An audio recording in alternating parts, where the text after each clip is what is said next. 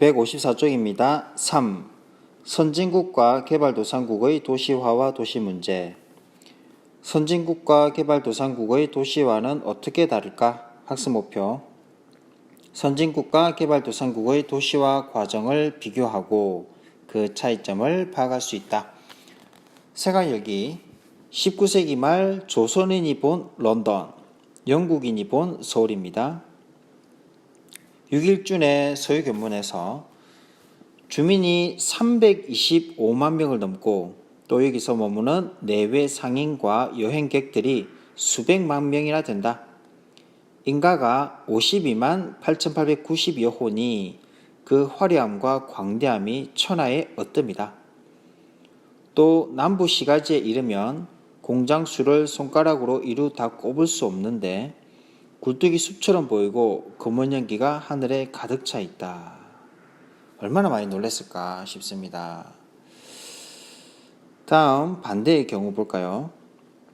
나는 인구가 25만 명이며 세계의 거대한 수도 중 어느 곳도 이보다 더 아름다운 곳은 없다는 것을 인식하고 그 뜻을 음미하기까지 1년의 세월이 필요했다.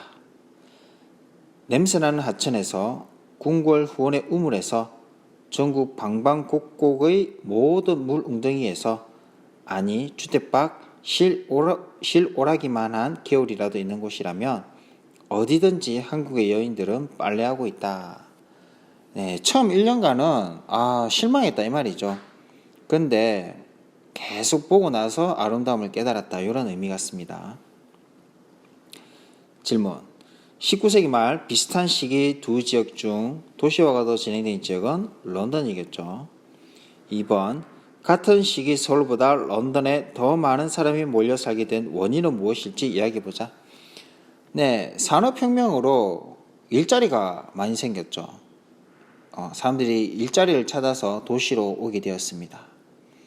그리고 우리나라보다 의학기술이 좀 일찍 위생적으로 좀 일찍 됐기 때문에 평균 수명도 많이 이때 사람들이 늘게 되었죠. 그래서 젊은 사람들이 이 도시로 많이 몰리게 되었죠. 반면에 우리 서울은 이때까지도 19세기 말까지도 대부분 고향에서 농사를 많이 지었기 때문에 서울은 25만 명이라는 비교적 작은 수를 유지를 하고 있었습니다.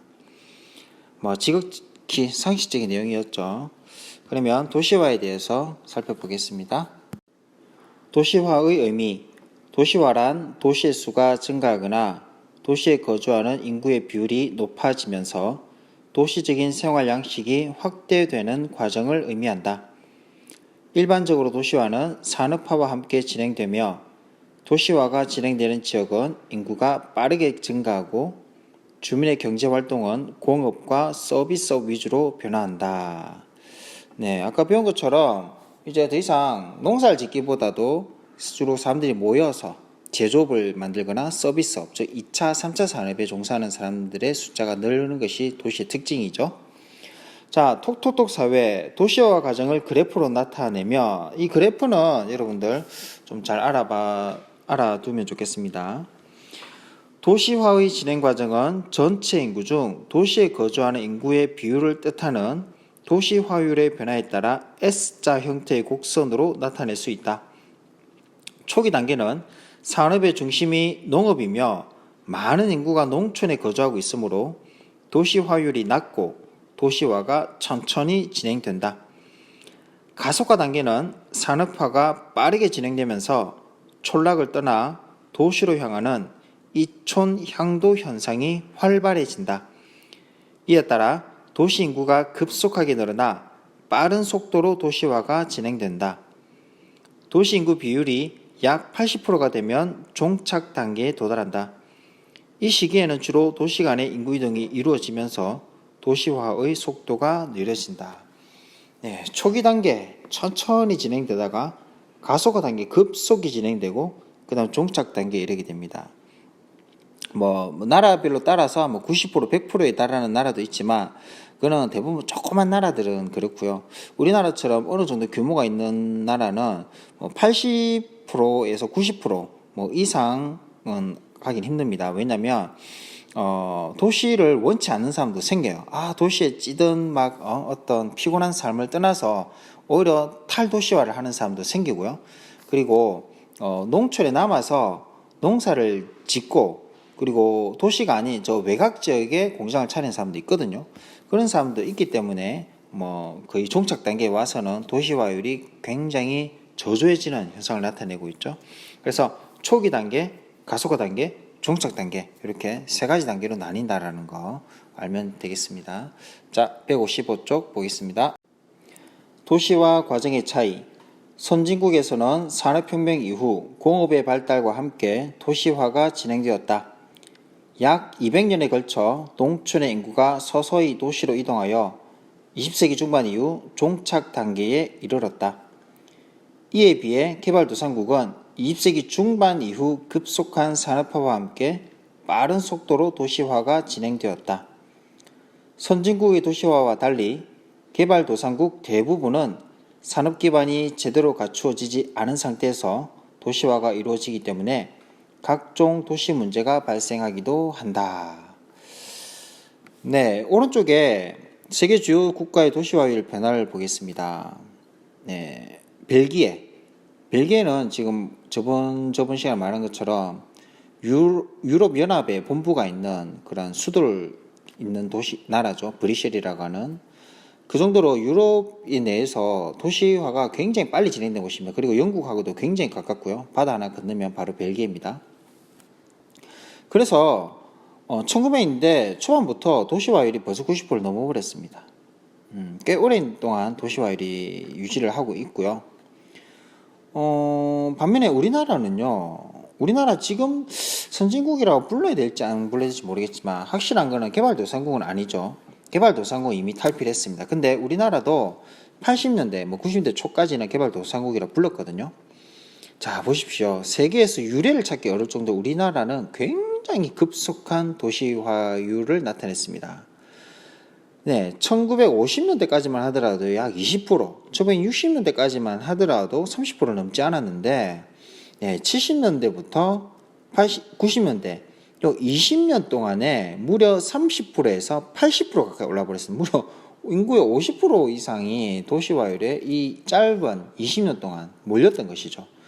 네, 굉장히 급속한 유례를 찾기 힘든 사례입니다. 그러다가 이제 90년대 중반 이후부터 2000년대 들어와서는 이제 좀 한계점에 종착 단계 와서 굉장히 완만하게 서서히 도시화율이 올라가고 있는데요. 근데 지금 이렇게 2000년대 이때 도시화율이 올라가고 있는데 요거는 도시가 커진 것도 있지만 도농통합시라 해가지고 예를 들어서 대구도 달성군이 대구 광역시로 됐잖아요. 그리고 울산도 언양군이 울산시로 되고 부산 같은 경우에도 기장군이 울산광역시가 돼버렸죠. 도농통합시가 되면서 조금 뻥튀기 된 효과도 있긴 있습니다. 실제 형태는 시골인데 광역시로 포함이 돼가지고 도시화로 된 부분도 있긴 있는데 그런 뻥튀기가 좀 있다 하더라도 우리나라는 굉장히 심한 도시화를 겪고 있는 건 사실입니다. 그리고 뒤늦게 인도네시아 굉장히 빠른 속도로 올라오고 있는데 우리의 전성기에는 미치지 못하고 있네요. 우리보다는 좀 완만하네요. 그죠?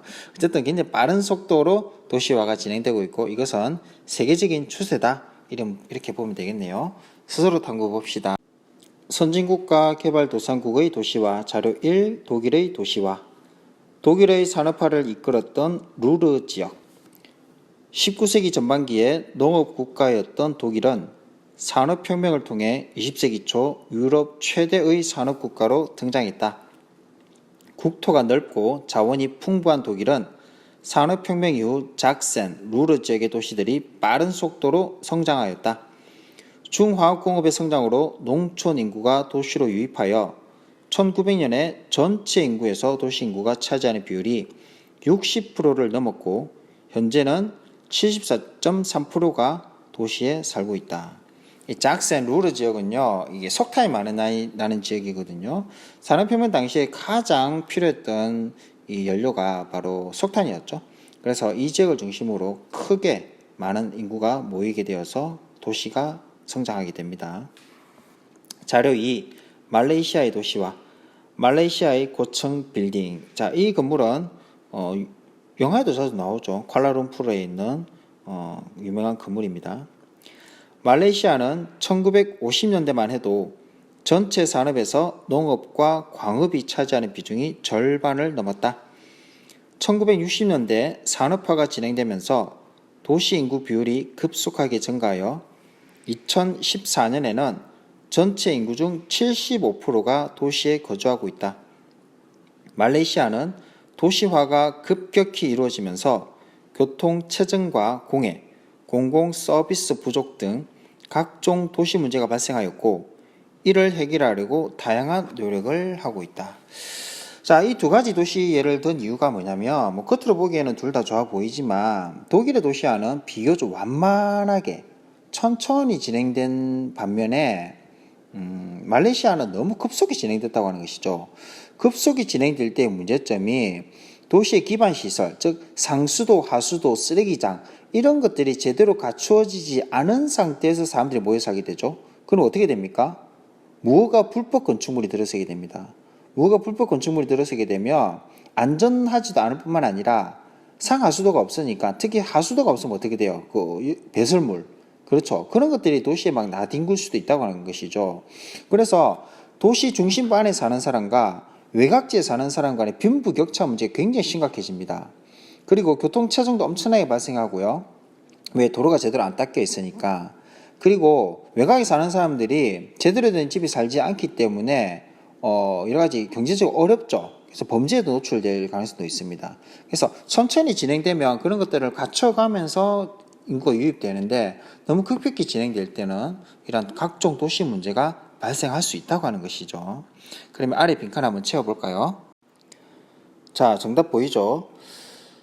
자, 구분해 봅시다. 독일과 말레이시아입니다. 도시화 시기, 독일은 19세기 중반 이후 산업혁명을 통해 공업 발달과 더불어 도시화가 시작되었고요.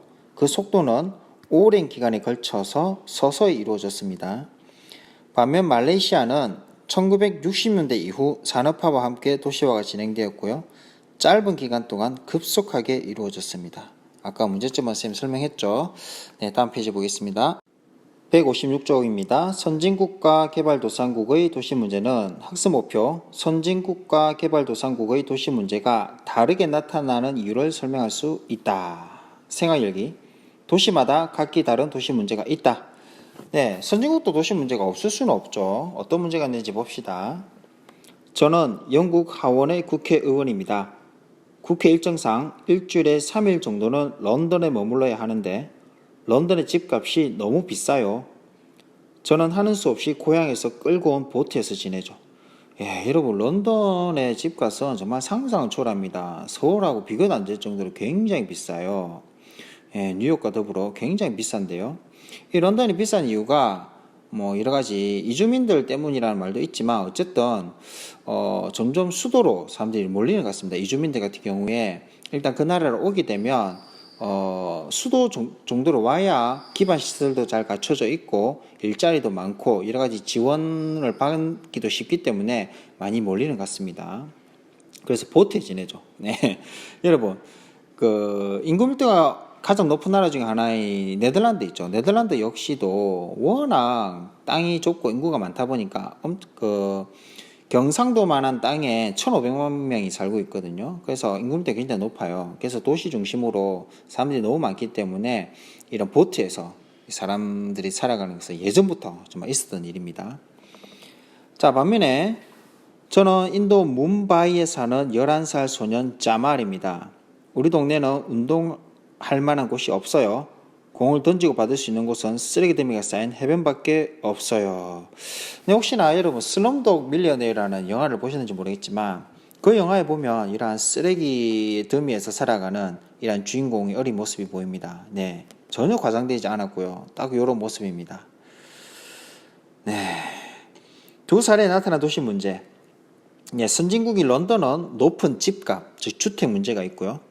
뭄바이는 위생, 공공 서비스 문제가 나타나고 있네요. 네, 교과서 보겠습니다. 도시화와 도시 문제. 도시화 과정에서 인구와 기능이 도시로 집중하면서 교통, 환경, 주택 문제 등 다양한 도시 문제가 발생한다.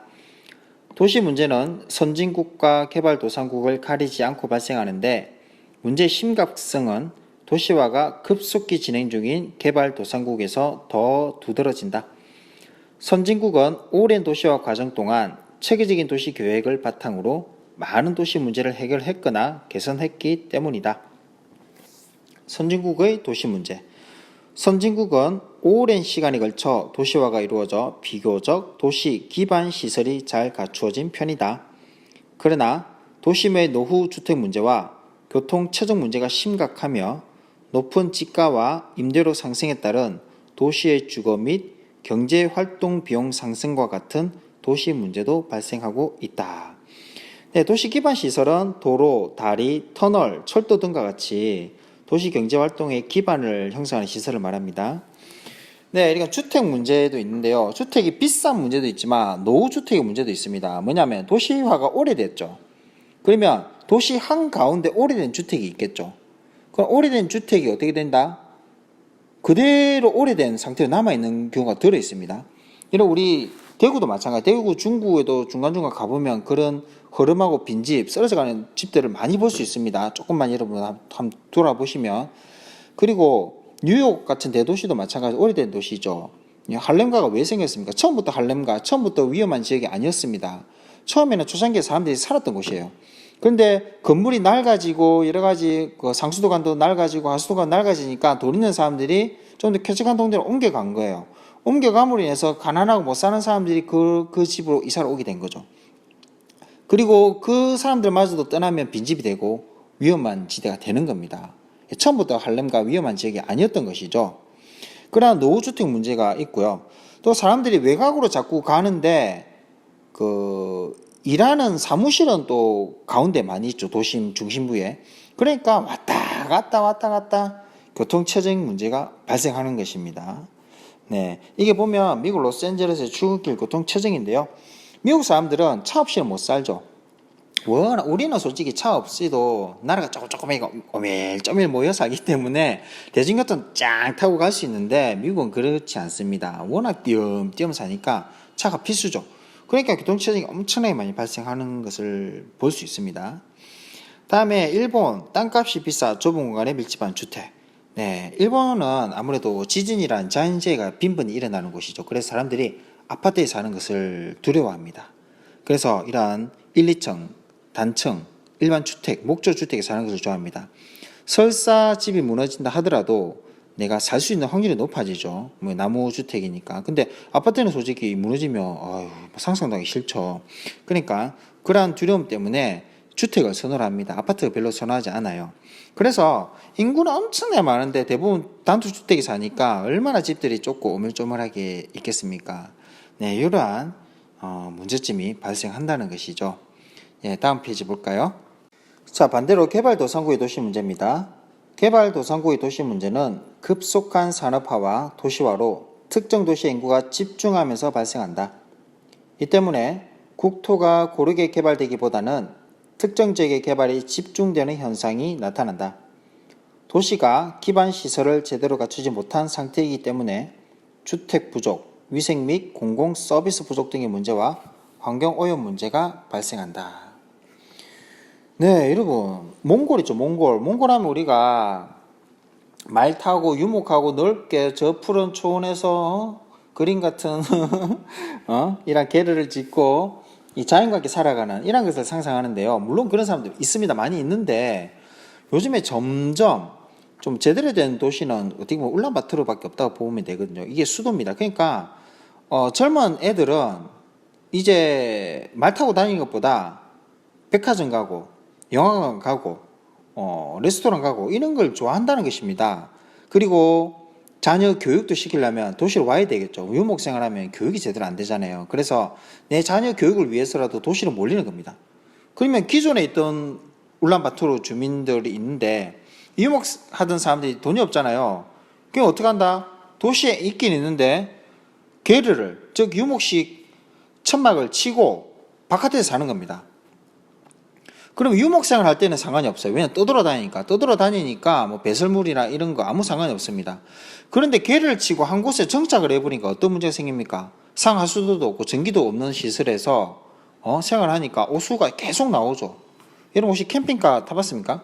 캠핑카의 제일 골칫덩어리가 바로 오수거든요. 배설했다거나 여러 가지 뭐 물을 썼던 거 그걸 처리하는 게 제일 어려운데 이 사람들 계속 이렇게 지내니까 얼마나 환경이 오염되겠습니까? 그리고 더 큰 문제가 난방을 해야 되잖아요. 몽골 춥잖아요, 밤에. 그럼 난방을 하니까 이 석탄을 떼는데 이게 우리 뭐 도시가스 떼는 것처럼 청정 연료가 아니죠. 그러니까 혼데서 다 이거를 석탄을 떼고 있으니 이 미세먼지와 공기 오염이 정말 우리나라 저리 가라라고 합니다. 이런 청정 국가에서 울란바토르만은 정말 거꾸로 가고 있는 것이죠. 이게 바로 개발도상국의 도시와의 문제점이라고 하는 것입니다. 이 호찌민도 마찬가지고요. 네, 마지막으로 톡톡톡 사회 봅시다. 시간을 달리하여 같은 도시 문제를 겪다. 1952년 12월 런던의 겨울.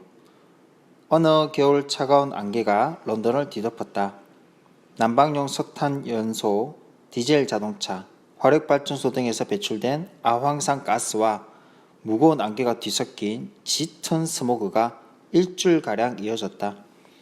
앞이 보이지 않을 정도의 짙은 스모그 이후 기관지염, 폐렴, 심장질환 등으로 4천여 명의 사상자 발생했고 연이어 8천여 명이 사망에 이르렀다.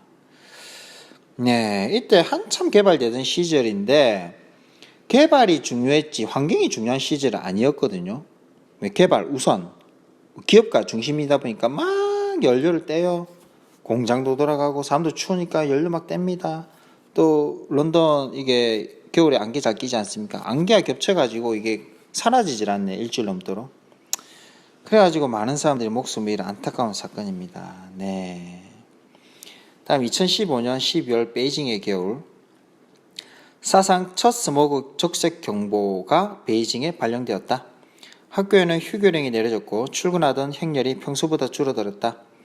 길 위에 사람들은 너나 할 것 없이 방진 마스크를 썼다.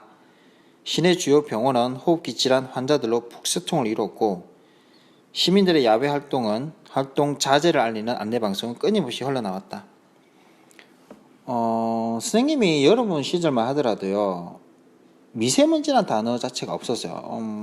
불과 뭐 십몇 년 전만 하더라도 불과 더러운 거라 해봐야 꽃가루 날리고 그리고 부옇게 그 다음에 황사 날라오는 정도였지 미세먼지로 고생한 적 없었는데 요 한 십몇 년 전부터 이게 심해졌죠.